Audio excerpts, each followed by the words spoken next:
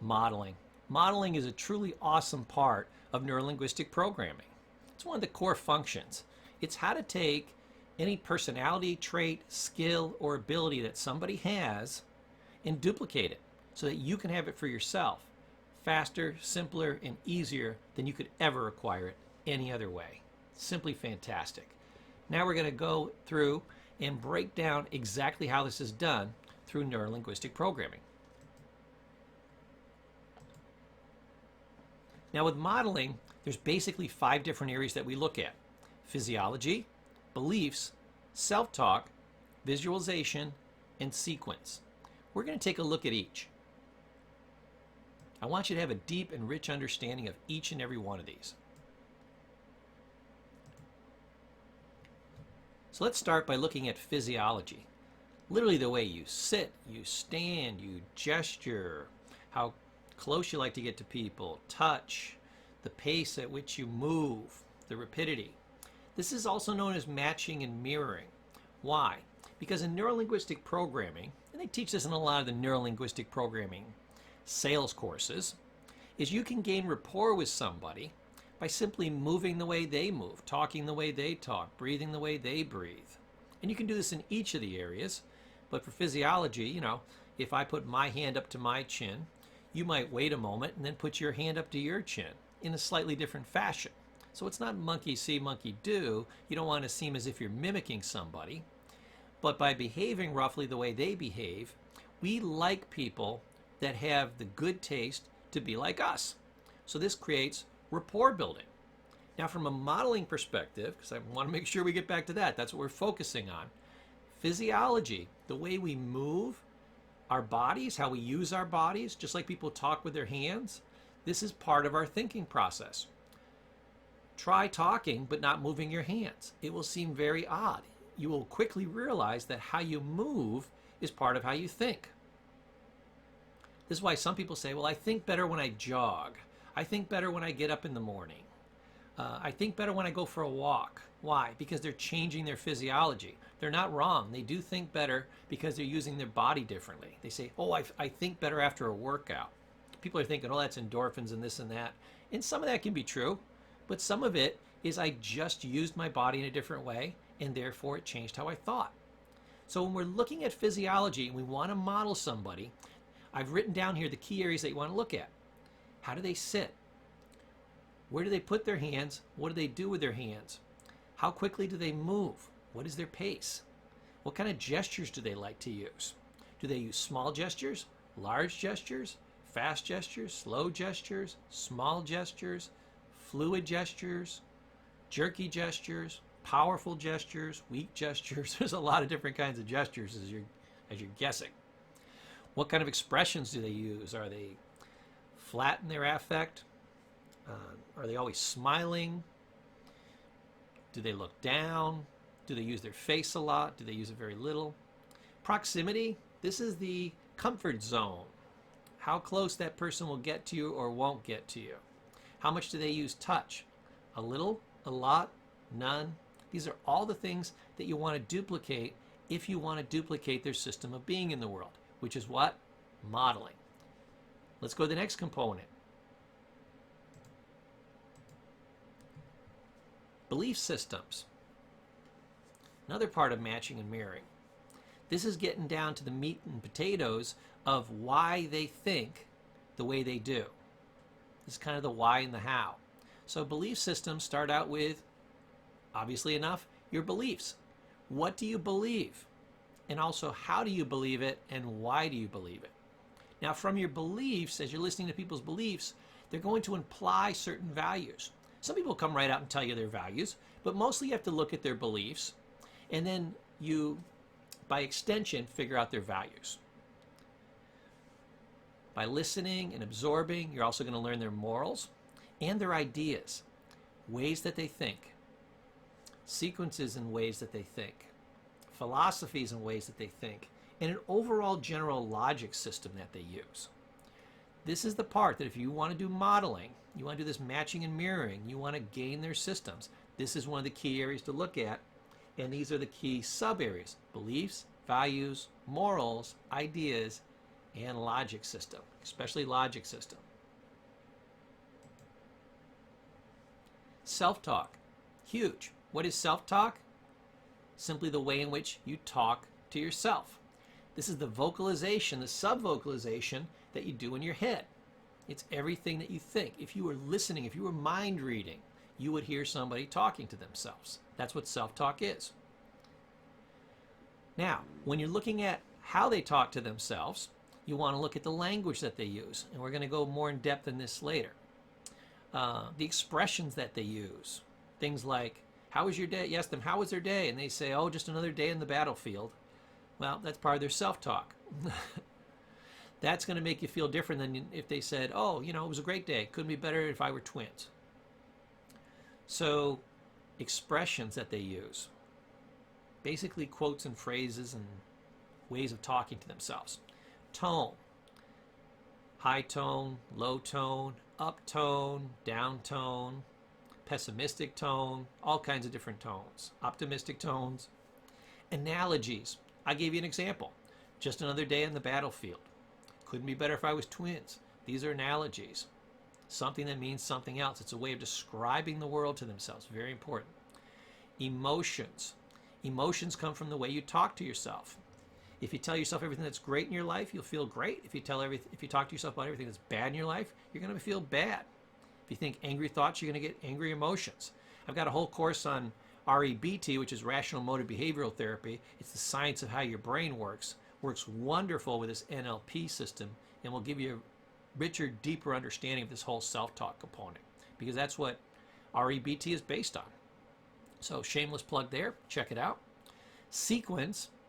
What you say to yourself. First I talk about this, then I talk about this, then I talk about this, then I talk about this. It shows you their system for doing things, their way of expressing these things in their mind, and the specific sequence they do it in. Sequence is very important. If I say the dog bit Johnny, that's different than Johnny bit the dog. Huge difference, right? Memories. Part of your self-talk is a picture's worth 1,000 words. So not only will we talk to ourselves verbally, we're also going to picture certain things, and we're going to bring up whole memories, which are what? Pictures and emotions and thoughts and feelings. It's a very rich version of self-talk. Memory is pretty much all-inclusive. Visualization. So we talked about self-talk, but a picture's worth what? 1,000 words. So, images that you bring to your mind when you think of something. Remember, we're trying to duplicate how the person's doing this. As they're using this skill, what are they picturing? What perspective are they taking? Are they seeing themselves from the outside? Are they seeing themselves as if it were up upon a movie screen? Are they seeing themselves as if through their own eyes? What perspective are they taking? And perspective can also mean other things too, like a positive perspective or a negative perspective, but mostly it's visual. Now, visualization can also do with size. Do you make it big and large in your mind?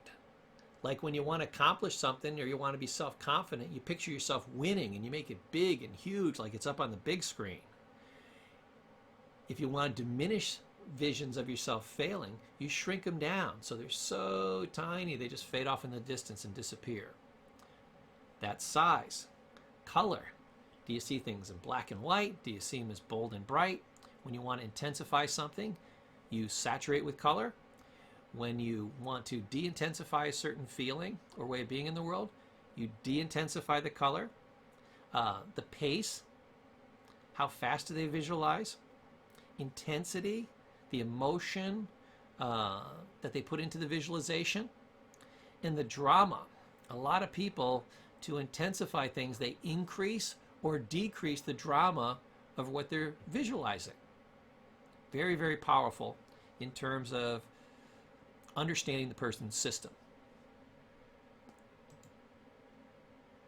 Now, modeling excellence is a recipe, and you got to get the recipe right.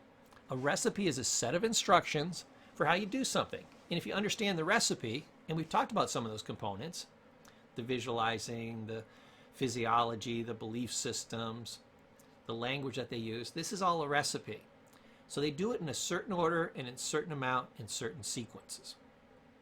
Now, you have to do it in the right sequence and just the way it's done by the person that you're modeling. If you do that, it'll come out absolutely fantastic. So, we need to use the right ingredients and in the right sequence. So what is their logic system?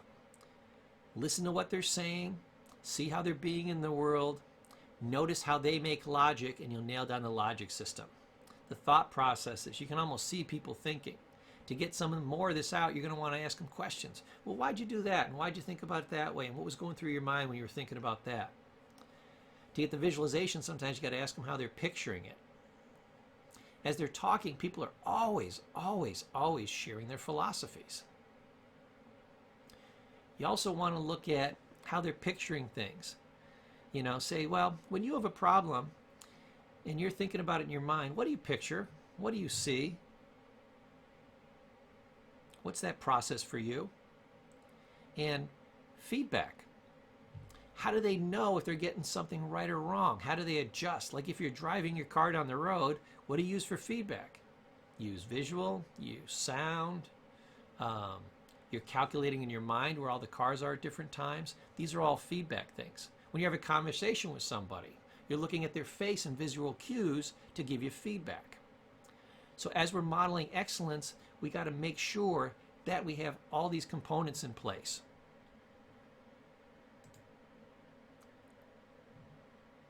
So sequencing, like I said earlier, is huge. You got to do the first thing, then the second thing, then the third thing. Follow the exact recipe. Make sure you got the right timing and the right setup. If you do that, you'll pull it off and you will be able to model excellence. So let me give you a concrete example of this. Say you were trying to learn how to be a great sharpshooter. What would you do? You would go back through the pieces that we talked about earlier. The physiology. Okay, you're a great sharpshooter. How do you set your body up? How do you like to lay on the ground? How do you like to get your elbows? Do you relax your shoulders first? What do you do? How do you line up your sights? All these types of things that are the physical mechanics of how you do it. Then you go through their belief systems. What are some of your belief systems? And the person might tell you, well, I always believe I'm going to hit the target. I never even consider missing. I believe that I can have absolute faith in my training. Why? Because I had an awful lot of training and I've done it over and over and over again. I know from experience, I run movies in my heads of all the successful shots I've had. How do you picture things? I picture the target as being huge and closer than it is. I picture the bullet going right dead center through the target, not a little to the left, not a little to the right. I see a perfect shot before I ever take the shot. I use my emotions. When I have a certain feeling, like I have a good feeling, when I've got the shot in just the right space, when I have a sense of feeling certainty that I can't miss, bam, I squeeze the trigger. These are all the different components that you're putting together for how they do it. Now, if you lie down the way they lie down, set up your gun the way they set it up, think about the types of things that they think about, feel the types of things that they feel, follow the thought patterns that they do, and follow all these things in the right sequence, I can almost guarantee you the first time you do it, you're going to be 2, 3, 4 times better. They actually did a study on this in the military, and they found that they were able to get somebody as good as their best sharpshooter. They could get them about 80 to 90% of the way in about 4 days. That's amazing. These great sharpshooters took years to get this good. And you can get your team 80 to 90% of the way there in just 4 days. How'd they do that? Neurolinguistic programming matched up with a little bit of practice. More neurolinguistic programming, more practice. The better they got the neurolinguistic programming and added in a little bit of practice to gain confidence and accuracy, to get some of that feedback we talked about, that just took a 4-day period. They used to train these guys for 2, 3, 4 weeks to get at half these levels. So this was a huge difference in our military training for our troops. It was a wonderful advance. Where'd it come from? Neurolinguistic programming. And now you have this technique too.